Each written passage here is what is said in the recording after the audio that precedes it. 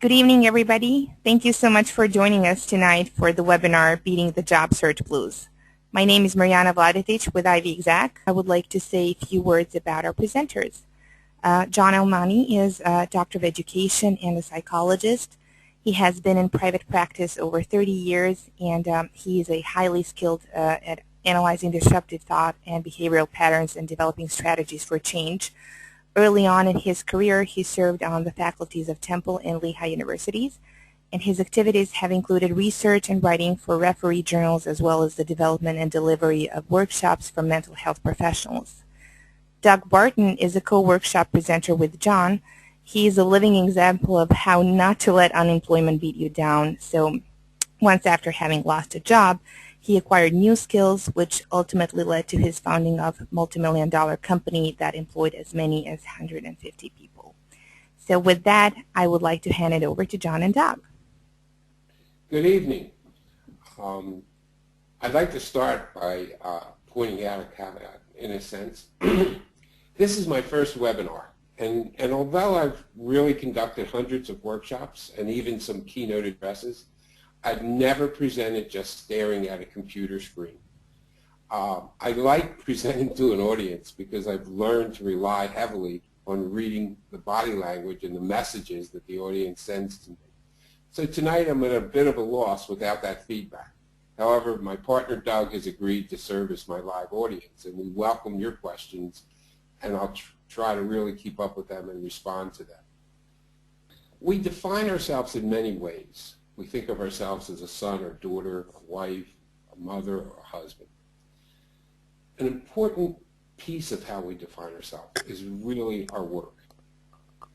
It may be one of the more important ways we define ourselves. Because work is so central to how we define ourselves, unemployment can really have an impact on our well-being and our self-esteem. As a psychologist, I'm not particularly Freudian in terms of my approach, but I've certainly recognized his genius and his contributions. And I often rely on his definition of mental health. According to Freud, mental health really is the ability to love and to work. So, if you think about this and all of a sudden your work is pulled out from under you, you can begin to imagine what a challenge that is for you. Hopefully the strategies I discussed today will help you bolster your self-confidence and your self-esteem. And in addition, will provide you with coping skills to deal with the adversity that you now face. A lot of my colleagues kind of refer to me as a ACAD. Often when I've presented workshops to a variety of audiences, and I've had co-leaders, they've said to me, just get into the workshop. Don't go off on other tendencies. But to me, from when I taught at universities, I never started a course, and I've never really started a workshop without talking a little bit about the scientific and the philosophical rationale for what I'm about to present. I find that many self-help books and webinars have a tendency to try to jam a lot of information into a short space. And people find that kind of overwhelming. My approach is really to focus on a couple of key strategies that can really help you. From a scientific and a philosophical perspective, I'm going to digress for a minute. Psychology is a social science, and the material I present is what we refer to as evidence-based. There's support for it in the research. But I always like to point out that science, I always like to point out something that's been presented by Stephen Jay Gould. Stephen Gould was an evolutionary biologist and a historian of science. And in a really impressive book that he wrote, The Mismeasurement of Man, he points out that science is essentially a socially embedded activity. It progresses by hunch, vision, and intuition. In other words, the facts we hold as truth at any given time might or might not be valid, because science progresses in erratic ways. Sometimes, for instance, people once thought the world was flat. We now know that's not the case. As a social scientist, I do believe that there is a factual reality and that it exists and that science can in fact discover that reality. But I just like to point out the idea that what we talk about tonight, in a week or two, science may advance and procedures, I suggest, may change. So I throw that out there, kind of like a disclaimer. I'd also, everybody has a different idea of a psychologist and how they can help you or not help you. But once I read a book entitled If You Meet the Buddha on the Road, Kill Him by Sheldon Kopp. Essentially, what the author was saying was, if you meet someone who says they're a guru and they can lead you to nirvana, be careful, watch out. And so I'll point out to you that we're going to go through some strategies tonight that even as I present them may seem simple, but believe me, they'll take a lot of hard work on a daily basis on your part for you to overcome the adversity you face right now. And so I'd just like to start by pointing that out to you. Psychology is not chemistry or physics. There's no periodic chart.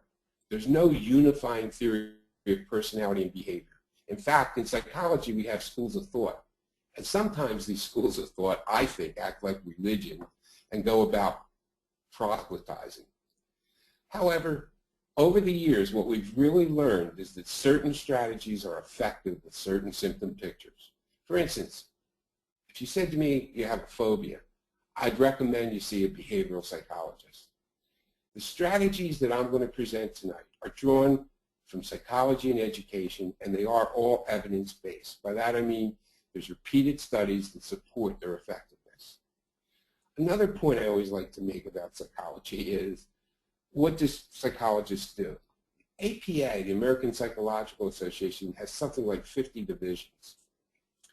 And so I find that when someone comes into my office, I often start with the question, what do you think psychologists do? I do this, it reminds me of something one of my sons said to me. They were about 3 or 4 years of age, and I was heading out with them, and I had to stop by my office to pick up my mail. And I pointed out to my son, gee, we're going to go up and get Dad's mail. And he said to me, Dad, what do you do? Fix foreheads? And so it's always become important to me to spend a minute or two talking about what I do, how I see myself as a psychologist. Frankly, I feel people come to me because they want to change the way they're thinking, how they're feeling, or how they act. Sometimes they want to change all three. And so I often take the time to point out that what I do is I'm a teacher, really. If you want to change how you're thinking, and if the social science of psychology has developed strategies that can help you, then it's my job to share them with you. Another point, the last point I'll make before I really delve into this is, as this unemployment crisis has developed, I found that occasionally, in fact, one of the first male clients who came into my office approached me and said, Dr. Manni, I'll tell you why I'm here. I'm unemployed, so I think that's my major problem. But my wife said to me, gee, if you don't go see Dr. Manni and talk to him, I'm going to throw you out of the house. And she knows you because you gave a talk in the school district where she's a teacher. So I found that in psychology and psychiatry, there's stigma attached to us. And sometimes the important point is to break down that stigma. And that's why I think it's so important to start out by saying, I can't read a person's mind. I can't levitate buildings. It's really a teaching, learning process that we're going to be engaged in. Tonight is going to focus on job loss, but the strategies I present can really be applied whenever and wherever you face adversity.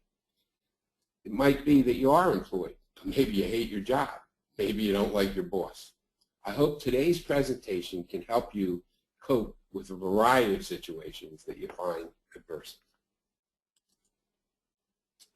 If you take a look at this slide, what do you think she's feeling? Can you text me one word that describe a feeling that you may have experienced, for instance, on that day when you found that you lost your job? What feeling did you find was overwhelming? I've never really worked in the corporate world. I've only worked in the corporate world as a consultant. And so as I started to provide workshops and work with clients who were unemployed, I was taken aback as they described the termination process they were subjected to. And I realized that initially the feelings can be really overwhelming. And I think it's important to reflect back on those feelings for a second tonight. And I'm reading some of them: remorse, rejected, alone. And as we proceed, I want to focus on how you might be able to change those feelings.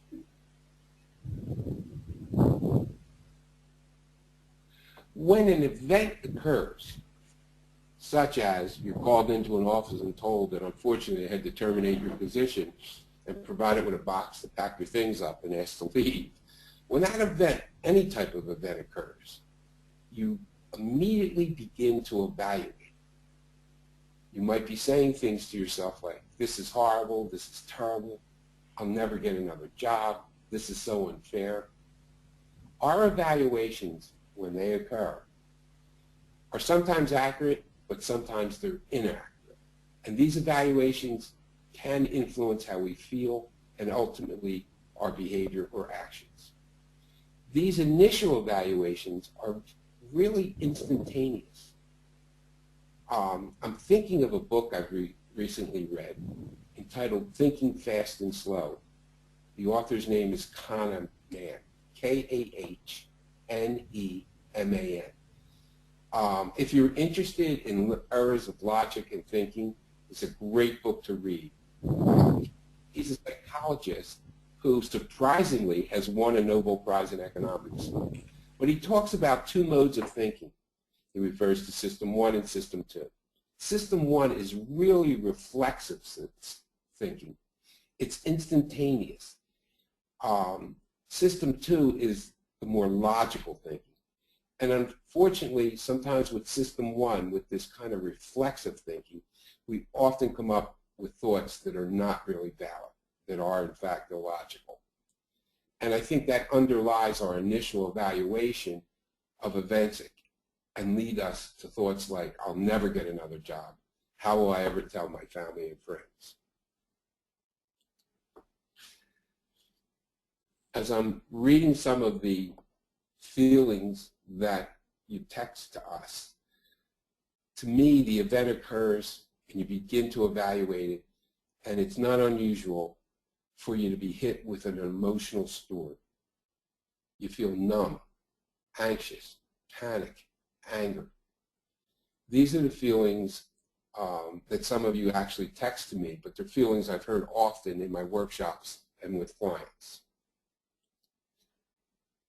You might even feel, the feeling might even be despair. The impact of all this can be emotional torment and self-defeating thinking and behavior. If you think of it in a linear model, the event occurs, your evaluation is negative, you have negative thoughts. That can influence how you feel, and it can generate negative feelings, which then can influence your behavior in negative ways.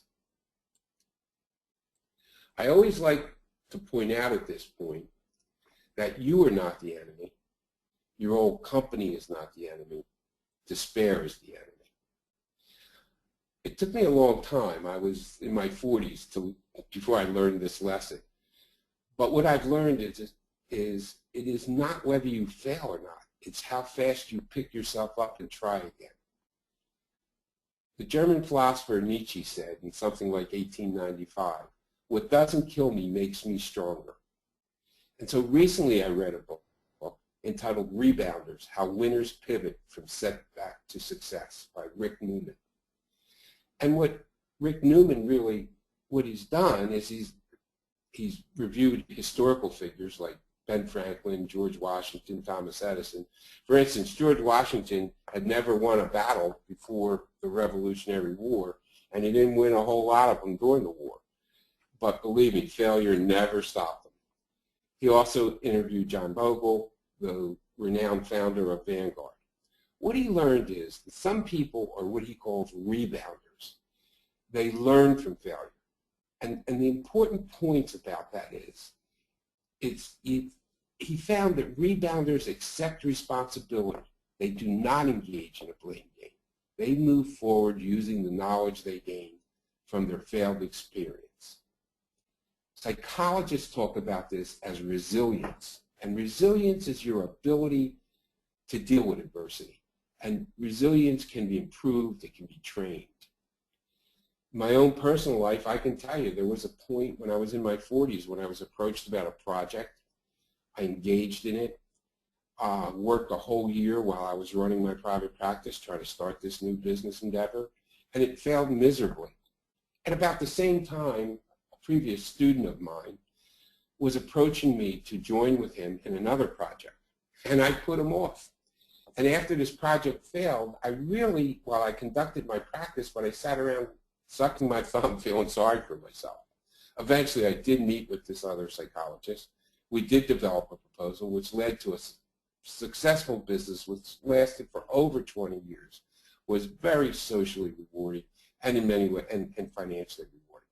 And so it took me a long time to learn this lesson about failure. I wished I had learned it younger in life, but if it's a struggle for you, and if you keep focusing on the failure, you might help yourself by taking a look at Rick Newman's book on rebounders.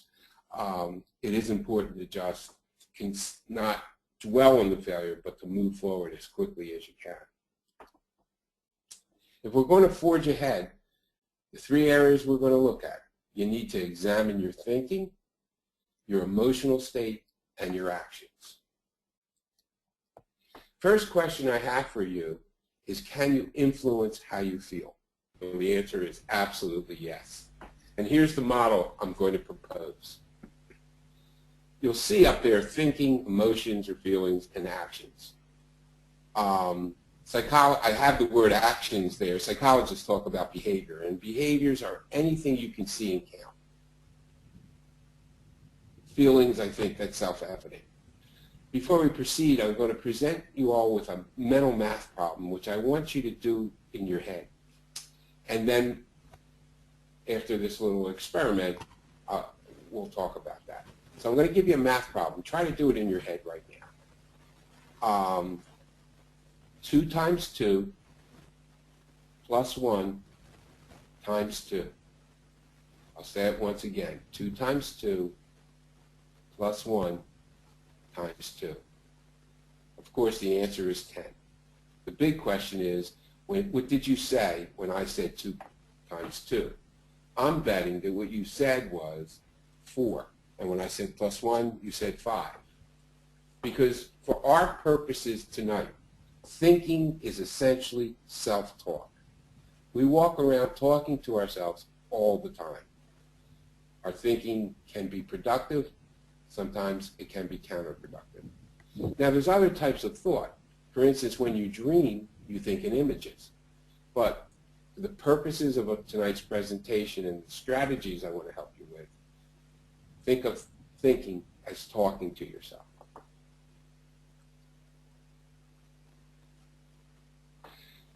Now, we're going to be talking about our belief systems and those instantaneous evaluations that we make. Every day we rely on our belief system and our assumptions. You know, for instance, if I say the word stealing to you, I suspect you're going to say immediately associate stealing as bad. This isn't genetically coded. In some subcultures, stealing is thought of differently. So how do these assumptions get built in? Well, to digress for a minute, from the second a baby is born, they're bombarded by zillions of stimuli from the outside world. But often between the infant and the world is an intentioned adult, mom, dad, and as the baby grows, grandma and grandpa, teachers, peers, etc. What's taking place is what we refer to as mediated learning. The adult interprets the stimuli that the baby is receiving. The adult frames, focuses, selects, and emphasizes. In fact, some people would say, first you're taught to think, then you're taught to see the world the way you were taught to think. We call this the intergenerational transmission process. For instance, in every culture, each generation has to transmit to the next generation all the thinking skills, etc., that's needed for survival in that culture. And that's how we develop our assumptions and beliefs. An example of this is an experiment that was conducted. There were some Harvard graduate students in India, and they were in a village, and they were conducting some cognitive tests with the villagers who were rice farmers. The villagers were all failing all the tests. They looked as if they were mentally incompetent. One of them came up with the idea of estimating the amount of rice in a bowl, and they used this rice bowl experiment. And it turned out that these villagers were very good at estimating the amount of rice in a bowl. Now, when they repeated the experiment with Harvard sophomores, and some people would say the science of psychology is really the results of experiments with sophomores, but when they repeated that experiment, the Harvard sophomores didn't do as well. So the point is here that as you grew, you developed an entire belief stealing is bad, et cetera, et cetera, et cetera. And when we're confronted with situations in life, we're almost instantaneously, we fall back on some of those, you know.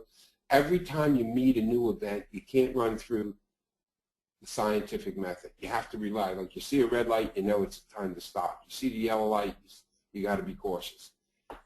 It's really important to remember that all of us go through life, we develop belief systems.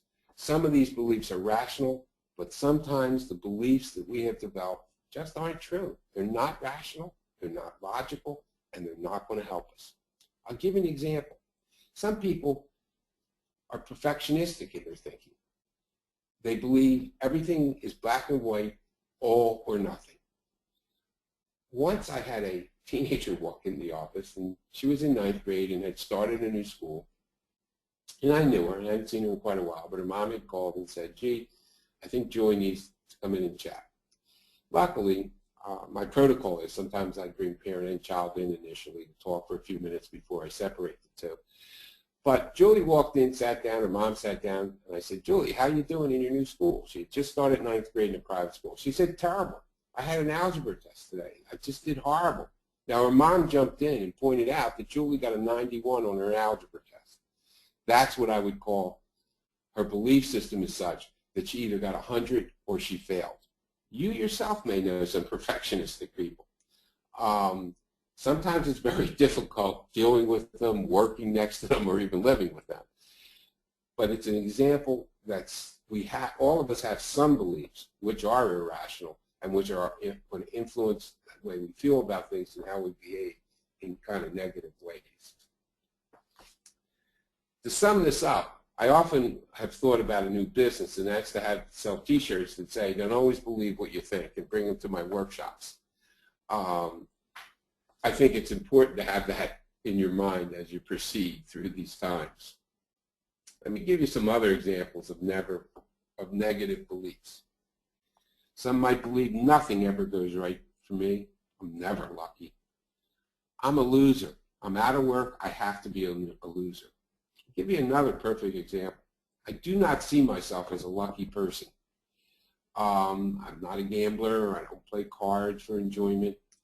Have been in casinos. I might spend a few bucks on some slot machines if I'm with friends or something or playing games. And I'll tell you how this influenced me. My belief system is really I'm not lucky. One day I came home and there was a call on my answering machine from the local bank, and I just ignored it. It said, you know, this is Sally Smith calling from such and such bank. A couple of days later, I happened to be here, and I picked up the phone. It was the bank calling, and she started to talk, and I said, wait a second. I'm on a no-call list. Why are you calling me? I was almost kind of rude. And she said, wait, don't hang up. She said, you won a $500 savings certificate. There's an example, an event. Someone calls me. I'm thinking it's just a marketing call. I perceive it negatively. I never would have thought in a million years that I won something. I didn't even remember. I guess I was in there and maybe filled out something when I was at the window. So you can see that we all have negative beliefs that we've developed over the years. Some of them we were taught them by our parents or by our peers or by TV or by a movie, etc. What do we do about it? So what do we do about these thoughts, these irrational thoughts? Well, you got to challenge them. I mean, a big part of my job as a cognitive behavioral therapist, if I'm relying on that strategy, is to teach people to argue with themselves. For instance, I lost my job. I can't do this. I'll never find another job. Is that really true? Can there be worse things that can happen to you? There's been many studies which attempt to rank adverse events. Loss of job usually ranks around 7th or 8th on the list of stressful events. Death of spouse ranks number 1, divorce is number 2, imprisonment is number 4. Now these might vary, but if you take a look, I've lost my job. One question you might say to yourself is this the worst that can happen? You might correct that thought with, I lost my job. It's not easy in today's market to find another job, but it's not absolute. It's not impossible. What I meant to say there, it's that absolute thinking that often gets us into trouble. When we talk about irrational beliefs, there's a psychologist by the name of Carol Dweck who talks about 2 types of mindset. She talks about the fixed mindset and she talks about the growth mindset. And really these are a set of irrational beliefs. For instance, people with a fixed mindset, they really might believe that intelligence is essentially 100% inherited at birth, and there's really not much change that occurs over life. Frankly, and I won't go off on that, I could for about 2 hours, that's really embedded in a lot of American thinking because of the intelligence movement in our country. So there's a lot of people who believe this is it, these are my abilities, they were fixed at birth, I'm not going to be able to develop, I'm never going to conquer, I'm 62, I'm not going to be able to conquer PowerPoint or spreadsheets. Some people really go through life with that kind of belief system. On the other hand, there's people who have a growth mindset, and that says the mind can grow as it acquires new knowledge and skills. Dr. Dweck conducted many, many studies where she would break students into 2 groups. And she'd have a little questionnaire and determine if they had a growth or a fixed mindset, and then measure their achievement, their approach to complex problems. And it was always clear. The students with the growth mindset persisted longer on tough problems and really did better in terms of achievement. Another example of the growth mindset that supports it, the research, if you take a look at the relationship between IQ and achievement, you're going to find that correlations, when we try to correlate IQ scores with achievement scores, they run between 0.5 and 0.7. They essentially explain 49% of the variance in the model. That means that over 50% is explained by other factors, not pure intelligence. And so having a growth mindset, particularly when you're going through a period of unemployment and you may have to adapt to new skills and adapt to changes, really does become important. What do we do about all this? Where does this take us? Well, one of the things is if you're having a thought and it really is generating negative feelings and influencing your behavior, you have to start out by writing down your self-talk. You have to say to yourself, is there any evidence to support your evaluation? Is the future truly hopeless? Is it the worst that could happen to you? Challenging thoughts, sometimes they're not easily done. It's every day, and we'll talk about a battle plan. You might have to start out by writing down the thoughts that are interrupting your attempts to move forward. I had a client once who was, Chris might have been 30 or 31, but a really bright, successful guy, and he had worked for a couple of years, went and got an MBA, and when he got out of school, he was really having a lot of trouble. That year, it was tough getting for MBAs. This is a few years ago, 6, 7 years ago, even before this crisis. But he was one of those who came to see me and said, well, I'm here because my mom sent me. I'm driving her nuts at home. At one point when we were talking, he talked about he'd seen a job list posted, but he wasn't going to apply for it. And I said, why? And he said, well, it's an insurance company. It's a major company. Their offices are on Wall Street in New York.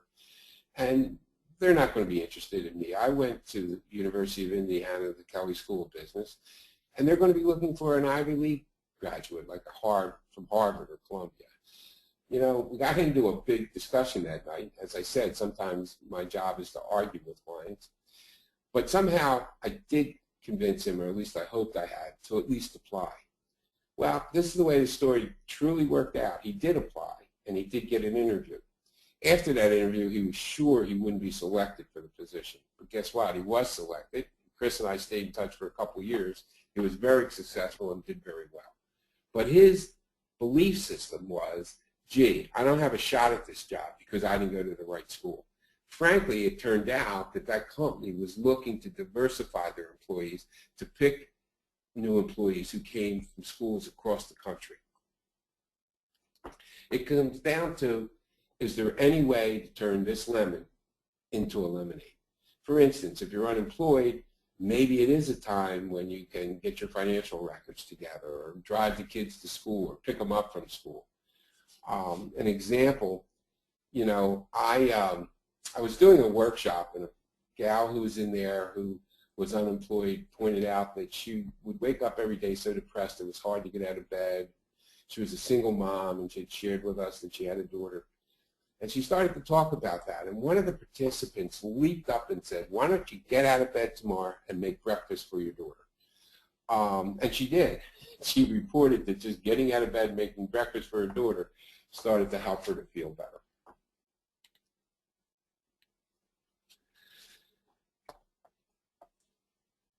An important point to keep in mind, motivation generally just won't spring into your head.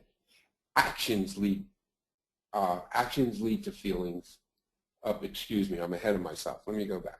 We've been talking about feelings. I now want to talk about our actions. If you remember our original slide, it was you can change what you're feeling by changing what you're doing or changing what you're thinking.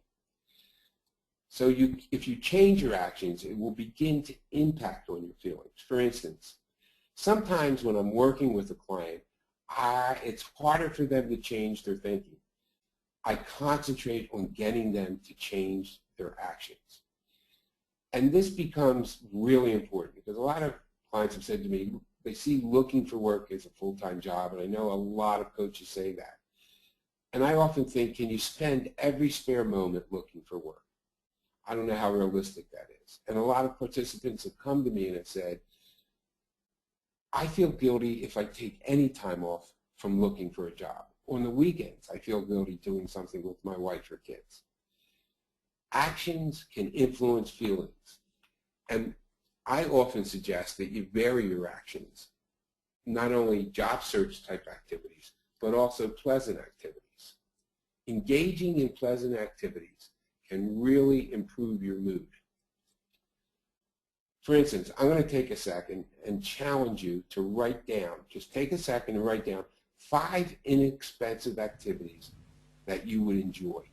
Things that you could do, 1 or 2 things on any given day. And I'm just going to give you 4 or 5 seconds to do that. Okay. I took the time and I did it myself. What I wrote down was reading detective stories, working in my vegetable garden, renting a movie on my TV at home, or walking in a nearby park. These are all simple activities that I know if I stopped a work activity and did them for a few minutes, they would help me feel better. So actions can influence feelings. A little trick, a little strategy I'll give you is something in psychology that's known as the Premack principle. Premack was a psychologist at the University of Pennsylvania who came up with this. If you have some activities that are really not very reinforcing, that are more chores, like searching the web, mailing out resumes, making calls for networking, if those activities are kind of tough for you, set up a time. Say, I'll do this for 1 hour or 2 hours. And then follow that time. Promise. Reward yourself. Promise. After I complete these 2 hours, Now I'm going to engage in some rewarding activities, like I'll read a book. I'll give myself a half hour to read a book, or I'll take the dog for a walk, or I will play catch with the dog outside, fetch. So remember, actions influence feelings. You can change what you're doing. You can change what you're thinking. A summary of this is that slide that I've put up. If you want to change your emotional state, if you want to change what you're thinking, what you're feeling, focus on either changing your thinking or your actions. Sometimes it really helps to start with changing your actions first. Sometimes it's easier to force yourself than it is to change your thinking right away. Key questions you need to ask yourself. You know, you're unemployed, you wake up and you think to yourself, I don't feel like getting out of bed. I just don't feel like putting up with this. You need to say to yourself, what am I feeling? Then you need to move on and say, what am I thinking? And then you need to take the next step. How can I change what I'm feeling? So really, the answer to those questions is to challenge your thinking, to learn to argue with yourself, and then to engage in positive actions. Actions lead to motivation. You can lay in bed all day and motivation isn't going to jump into your head. But if you're in bed and you're saying to yourself, boy, this is another rotten day, you need to remind yourself, action leads to motivation. Push yourself. Make yourself get up. Brush your teeth. Get dressed. Maybe you start the day by treating the children, by driving them to school. Tackle some job search activities. Set a time limit. Maybe you're only going to spend 20, 30 minutes, but tackle a couple activities. Then promise yourself, after that, then you'll take your walk, or you'll read a book, or maybe you'll go off and hit some golf balls. I want to share with you some 2,000-year-old advice. If you think what you have always thought, you will feel what you have always felt. If you feel what you have always felt, you will do what you have always done. If you do what you have always done, you will be who you have always been. Age-old advice, but I think it applies to us today. And it's important to realize that you need to change, sometimes you need to change your thinking as well as your actions. And I do focus a lot on actions because actions do lead to motivation and can help us. I have my own personal battle plan that I share. It's really quite simple. Every day you need to start that day by taking stock of how you feel. So you need to then evaluate and change negative thinking. To do that, you may be by arguing with yourself, by writing it down, by working it through, or it may be by changing your actions. So you got to take stock of how you feel, evaluate and change the negative thinking, and there's two ways to do that, either through arguing or through action. You need to plan your job search activities, and you also need to plan some pleasurable activities. That's critical. And space them out. You always need to remember, action leads to motivation. It won't just spring out of nowhere.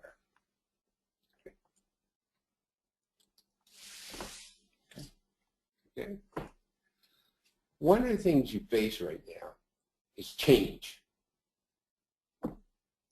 For years now, maybe you've had the same job, you've gone to the same building, you've worked with the same people, and all of a sudden your world is upside down. This is change that's been imposed on you. It's not change that you desire. But change of all types can provoke some anxiety and stress.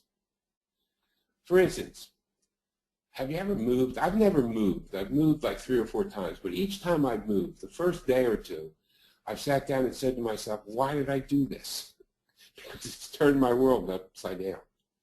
And we know from research that there are individual differences with respect to how well we adapt to change. Some of us adapt to it a little more quickly than others. There was some great studies years ago on what they called temperament or behavioral style by Birch, Chest, and Thomas. But essentially what they discovered was that there's a group of people they refer to as slow to warm up. It's not that they can't adapt to change. It's just that it takes them a little longer. It takes repeated exposure for them to adapt to the change. And so when you're feeling, I know you're feeling uncomfortable at this point, you have to remind yourself, I'm not crazy, I'm not mentally ill. This is change, and this is the impact change has on all of us. Why is change so difficult? Because every day we rely on habits to improve our efficiency. We're going to try a little experiment. If you're wearing a watch right now, I want you to take your watch and place it on the other arm. So if you have it on your left arm, put it on your right arm, or vice versa. Give you a second to do that. Now move your watch from the arm you usually wear it on to the opposite arm. I bet that tomorrow, that if you wear that to the end of the night, if you can tolerate it, tomorrow morning when you get up, you will automatically put it back on the arm you always wear it on. I can guarantee you that. How many days will it take? Well, I'll tell you the truth. I've read all kinds of estimates from research studies, the most common being around 28 days. So even something as simple as changing the arm you wear your watch on can take a while. Why is it so? Why is it so hard? Because habits are deeply ingrained behaviors that exist below the conscious level. Habits are neither good or bad. They begin as innocent companions. We first make our habits, and then our habits make us. Later, they become our masters. You had so many habits in your day. Think about how you go about your day from the second you get out of bed. And for many years, you followed those habits. How you get yourself together in the morning, shower, dress, off to work, how you got to work, walking in the building, who you said hello to, et cetera, et cetera, et cetera. Now all of a sudden you have to adjust to change. And change in and of itself will create a certain amount of uncomfortable. And some of us will have more difficulty. Can you adjust to change? Absolutely. Thinking about it is easier than doing what it takes to succeed. Accepting change sometimes can be difficult, but it's not impossible. And the first step is to overcome inertia. I'll point something out to you. I was never kind of a gym guy. But about a year ago, I decided that I needed to start engaging in some exercise, and I joined the gym. And I set a schedule for myself. And I was a goal of like three days a week, and I picked out the days I was going to do it, et cetera, et cetera. It was really interesting. For the first couple months, there were many a day when it was a struggle. I had to beat myself into it going. But after a while, after a couple months, there was a difference. If because of a conflict I couldn't go to the gym, I started to feel uncomfortable. And so the lesson there is you can adjust to change, you can build new habits. The first step is to overcome your inertia, to get yourself moving.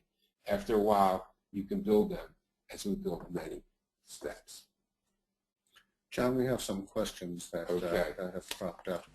I want to take a look at them and we can address them. One is, what if positive actions don't lead to motivation?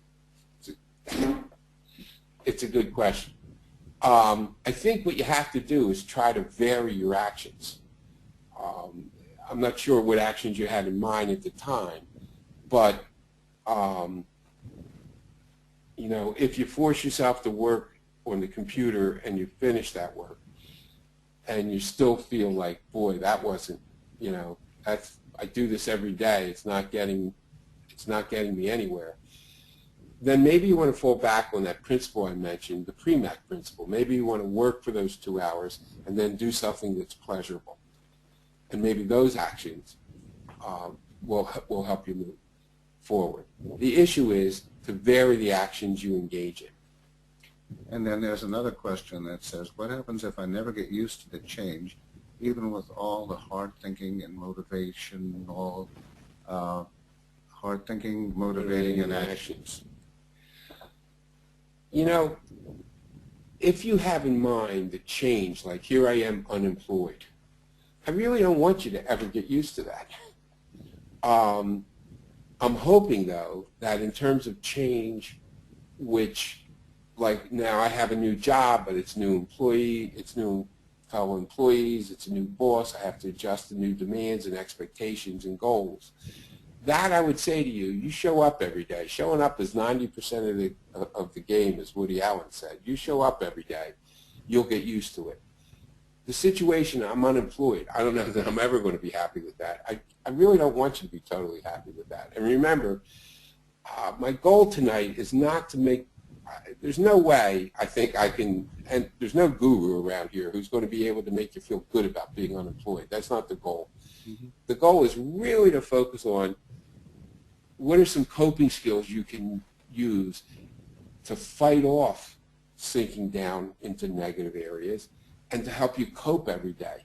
I recognize that in today's world, you really may send out 100 resumes before you get a response, or you may have quite a few interviews. The issue is, how do you keep yourself going? Here's another one. Can you read that? How does one tell when to be persistent, and when is it time to change your strategy? That's a very good question. And persistence is, in the end, what pays off. But you have to moderate that with when's it time to accept no.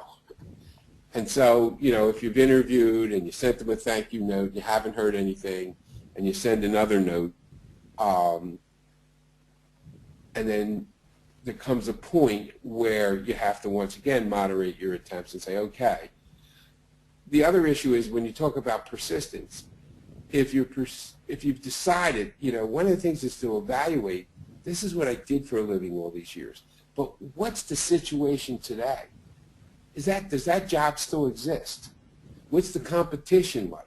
So do you want to persist continuing to chase that particular career, or do you want to take your skills and knowledge and talents and apply them and develop a new career? Right. So persistence is really important, but it's also important to really determine where do you want to focus it, how long do you want to continue to pursue a particular goal. Well, the questions are coming in fast and furious. How do you cope with rejection when hearing back from jobs that you've applied for? And, you know, every workshop, that's a big issue. I've never conducted a workshop where participants don't raise this issue.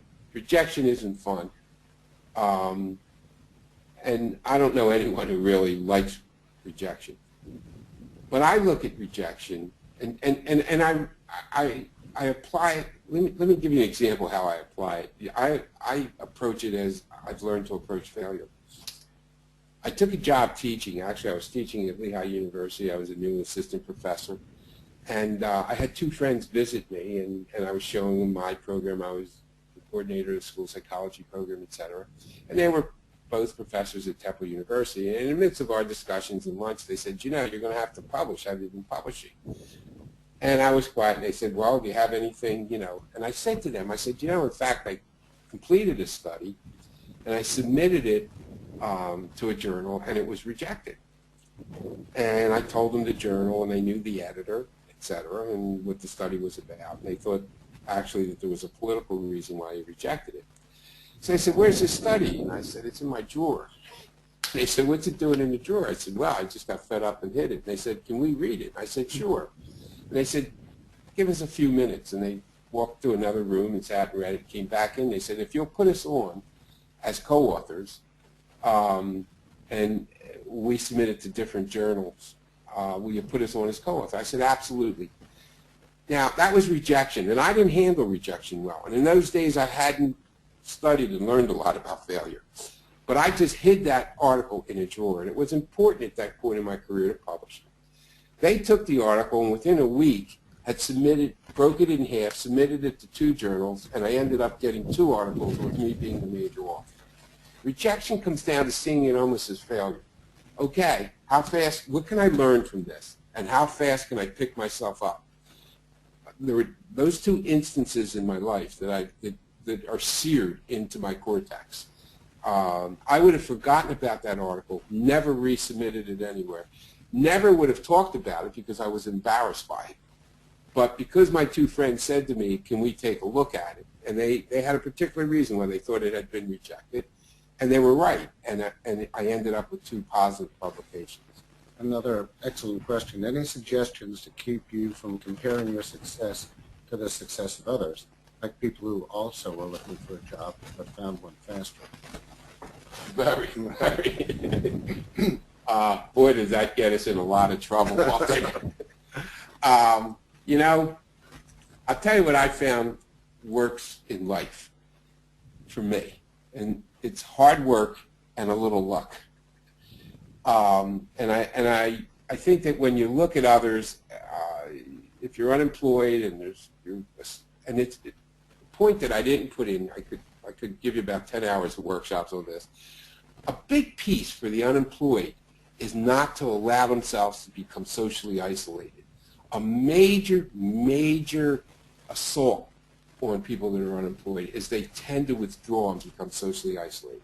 And so if you're unemployed and you're attending meetings of other unemployed individuals or trying to network, you're going to be working hard, and you're going to bump into people who are also working hard, and then they get a job. And so you're going to evaluate that. And so your evaluation may end up being, wait a second, I got to be a loser. Jim just got a job. What happened to me? But I have to push you back. I have to say you have to evaluate what you're thinking. You have to challenge it. Is it really true that because Jim now has a job or Jane got a job that you're a loser, that you still haven't got? Isn't it true that it's a tough job market, that it's tough to get a job out there, and that what will pay off is resilience and perseverance? Now, let me just add something to that. There's a little bit of luck involved in getting jobs, too, and timing is everything. But it really does boil down to persistence, because you don't know how much harder that other individual was looking for work or steps that they might have taken. And it's time for a little self-examination, too. Are you doing everything that you can possibly do? There's more time to be spent. Is there more time that one can spend on other tactical elements of job search? And there are some more questions. What if you don't have an ultimate career/life goal in mind? How do you know which actions to take? Wait a second, let me see that. Can you see it? What if you don't have career objectives in mind, career goals in mind? How do you know what actions to take? Okay. Well, maybe that's important to fall back on. Maybe one of your first jobs you have to focus on is developing your own career goals, short-term and long-term. Part of it might be you have to survive financially. So you may be talking about, what can I do and what do I have the best shot at, because I need to get some money coming in here. Another part of it might be, though, focusing around and evaluating yourself in terms of your talents and your skills and your interests to try and determine what career path you would like to take, which direction you might want to go. That is a point where sometimes career counseling can help. Maybe some of the presentations and what's presented on Ivy Exec can help. But you're absolutely, that is the case. You want to look at short-term and long-term. Short-term might be, how can I get a few bucks rolling through this house so the electricity doesn't get turned off? But long-term, if that's the point, then it's time to engage in activities like evaluating yourself and maybe working with a career coach to try to help you do that. You know, I'm trying to think of, and I want to pull it out of this old head of mine. There's a website at the University of Pennsylvania, which is free. Authentic Happiness, I think. Yes. And a psychologist by the name of Seligman. Martin Seligman. Yes, yes. If you go to the University of Penn and you Google something like Authentic Happiness, it'll pop up. But they have an instrument on there. It's all free. You can join it for free. And the instrument, do you remember the name of the one that we used to use in the You keep talking. I don't know. Yeah, but they have some instruments on there which are absolutely free and that you can take and you can fill out. And it'll help you define your path to some extent. It'll give you some feedback in terms of what are your interests, career, talent. Well, it has to do with strengths. Yeah, signature strength. Signature strengths, yeah. And it's a real, actually when we do workshops, we have everybody engage in that activity. We have them go to the Seligman's website, on Authentic Happiness. Yeah. You know what we'll send the link to that to Mariana, and she can share that with folks who are interested in it. Absolutely. And it's all free, and you fill it out, and it's instantaneous, and it gives you an idea of what are your strengths, and that's a good way to begin charting a career for you. Yeah, and it's interesting because it's not strengths in the typical way, or the typical sense that you might think of from a career perspective, like, you know, are you very analytical? It's things like, do you have a high sense of aesthetics? Are you cooperative in nature? Do you like working in groups or on your own? Yeah, and it gives you an opportunity to really think about yourself in different terms, in terms of your own personal values. What really makes you happy as an individual internally? And not only can that help steer you toward a career, but it can help give you something interesting to talk about when you're having an interview, because, you know, people always talk about their job skills and their ability to get things done. But if you can talk about yourself as an individual, as a person, and let that inner person come through in your interview, I think it makes you a more interesting candidate. Can you read that question, John? This one I really want to answer. How does one adjust their mindset with friends, family, when you know they have such high expectations of you and you feel you've fallen short? That, you know, we talk about irrational thoughts, irrational beliefs. You notice what you said there, when you feel that they feel you have fallen short. That's, in psychology, what we call mind reading. I think you're going to be surprised that in this day and age, people are much more sensitive to how tough it is to find a job, to stay employed, if you're unemployed, to find that next position. What you're doing there is you're really mind reading. It's you that feels like a loser, and you're projecting that onto the family and friends that are around you. And I think you're also going to feel really, you're going to be surprised that how much people really do want to help and really do have a position of empathy. Now, I'm not saying that you're not going to bump into some people who are, you know, not really aware that's what's going on out there. But when you say to me, family and friends have such high expectations and you feel you've fallen short, they may have high expectations, but at the same time they really recognize that you're sailing against the wind right now, and if anything, really want to help if they can in some way. I think that's a really important question, but I think you got to think, is that what you're thinking, or is that what they're thinking? And one last question. Okay. I've been unemployed a long time, and it is becoming comfortable and routine. I think I might be sabotaging myself in interviews. How do I rev myself back up? Great question. Yeah. Yeah, that's a tough one. You really have to be willing to put yourself back in an uncomfortable position. I think you have to be willing to say to yourself, to take a look at that when you're going into an interview, and to evaluate the way you're approaching it and what your goal is for that hour, for that day, for that 20-minute interview, whatever. So you're saying to me, you know, I'm feeling pretty comfortable. I go to the interview. I'm not really projecting myself as I truly am. You're not psyched up for it. Maybe you need to spend some time before the interview psyching up. Role play it. Role play it with your girlfriend, with your wife, with your husband. Role play it with yourself. Examining the consequences of not getting a job. What happens down the road if you're comfortable now, unless you're financially independent, there are going to be consequences at some point. Absolutely. So trying to think down the road is important. But when you're approaching this, and if you're saying to yourself, I'm pretty laid back, so I go in and I'm really not, they're not seeing me as a candidate who's really psyched up, who's ambitious, who's hungry, then you need to remind yourself of that. And you need to think about the way you're responding to questions and what you're implying by the way you respond. And maybe practice writing out. You've been interviewed enough times. You know how the questions are. Maybe you need to role play with somebody and get their feedback. Actually, let me, folks can see a slide up there that we can just answer that question and do a little self-promotion. We have a blog that has about 45 articles written by mostly John, myself, a lot of, some people from Ivy Exec have written blogs for our site, as well as other psychologists and educators. And the title of the blog is Psych Up for Job Search, and it's just filled with lots of information that can help. And it's psychupforjobsearch.wordpress.com. Let's go on to another question. And actually, I think that is the last question that we'll address. So we will.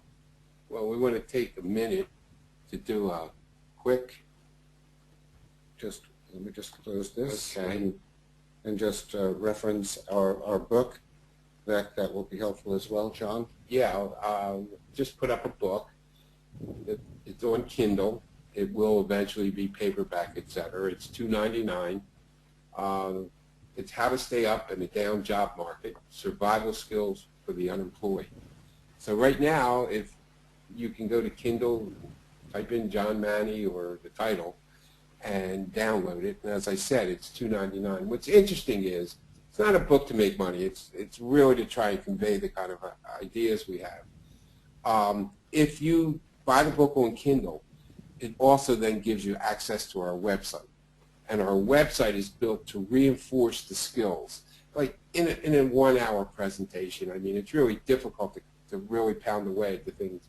So on the website, you'll find articles and lots of material to reinforce it. And so you'll have the book plus the website. There's a message board as it gets populated. You can be discussing topics with other people through the message board or asking questions. And so there's a lot there. So it's a little bit of an advertisement right now, an ebook. It's How to Stay Up in a Down Job Market, Survival Skills for the Unemployed by John Manni. As I said, you buy the book, you get access to the website. Hopefully the website can also help you get through this period. Okay, perfect. Well, yes. And I'm sorry, I didn't mean to step on you, Mariana, but if you have any follow-up questions or other comments that you'd like to make, there's the email address where you could reach John. It's mannybarton@gmail.com. Perfect. Perfect. So you all see the contact information on the slide. As I mentioned at the beginning of the webinar, we will be sending the recording to all the attendees and to all the registrants. I would like to thank everyone for attending tonight, and of course, thank you, Doug and John. The presentation was great, and it was definitely helpful. Well, we thank you very much for the opportunity, and we hope it was beneficial to everyone who tuned in. Yeah, I'm really hopeful that it at least opens some doors to think about in terms of coping skills. Perfect. Thank you so much. Thank you. Goodbye, everybody.